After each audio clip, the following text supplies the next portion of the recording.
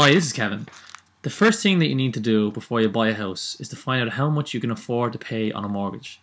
And the best way to do that is to create your own financial statement. Now here, I'll show you today how to create your own financial statement. You can see here a financial statement that I've created which will give to you to help you create your own financial statement.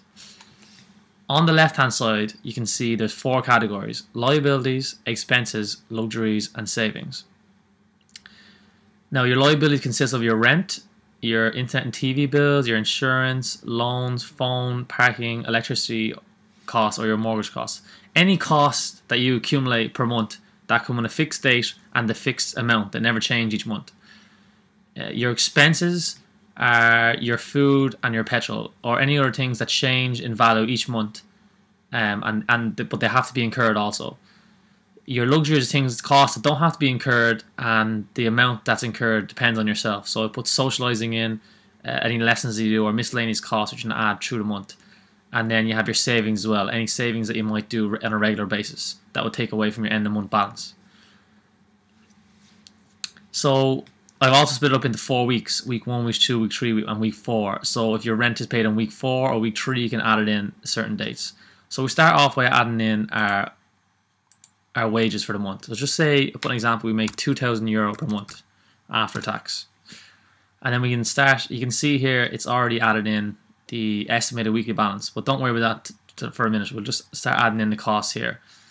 So just say your rent is paid, as an example, at the end of the month, and it's €400. So we'll just start filling this out for example costs. For the month, 33 for that. Insurance could be 35. Loan payments, phone bill,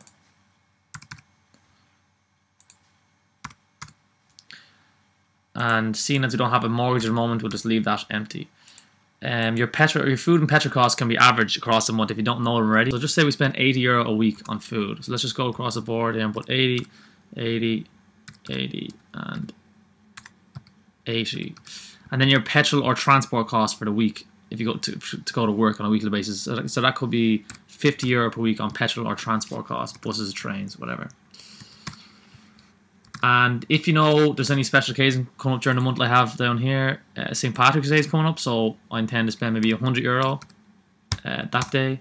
So that's also added in there to my costs.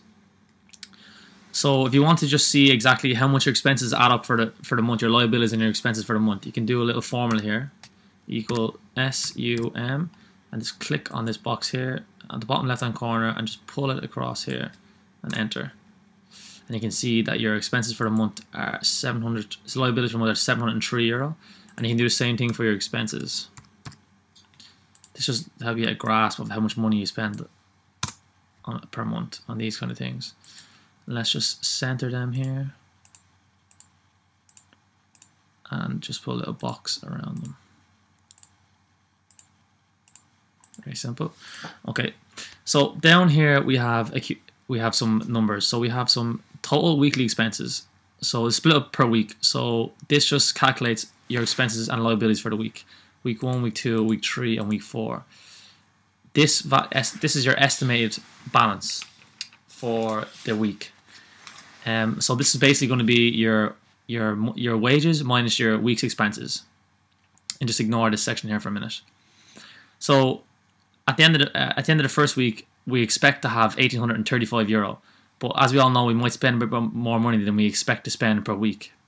So what I've done here is you put my bank balances in. So at the start of the week, your bank balance will be €2,000, but at the end of week 1, your bank balance might be down to maybe €1,780.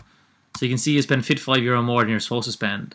So put it into your real. I set up a real overall balance tab. So put that in here, €1,780. 1780,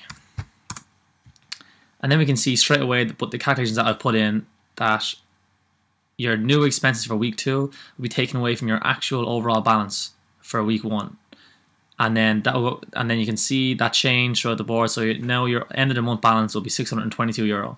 Now at the end of week 2, if you are under €1,410, just say you're down to €1,300, you can change the formula again if you want. You can put €1,300 here, like this, And then you can change this number here to equal, you just delete D22, D24, and put in D25. So then it calculates the 1300 minus your expenses for week 3. And that will give you a new end of month balance. And this can be done for week 2, week 3, week 4. You can just keep on putting your real balances in for the end of the month, or during the week, end of the week, or during the week. Anytime you like, you can put it in. But I prefer to put it in at the end of each week. So just say at the end of week 3, it's not 1,000, it's gone down to 920. And then you can see again, you put 920 in here. And you can just change the formula again to 25. And you can see your end of month balance goes down to €360. And for week 4, we actually spent what money we thought we were going to spend. So we actually spent a little bit less. We didn't spend as much money on food this month. So we end up, our balance for the end of week 4 happened to be €400. So we can put €400 in here. And then make this one equal to here. It's a real life balance for the end of the month. Okay. So you can see here that your end of the month balance is €400. So this will give you an idea of how much money you can actually pay on your mortgage. And you can also see where you're spending maybe excess money, where you can save on, to sort of give you more money that you can spend on a mortgage. To save yourself the time and effort of setting this spreadsheet up, I have added a link to the bottom of this video where you can get this spreadsheet for yourself.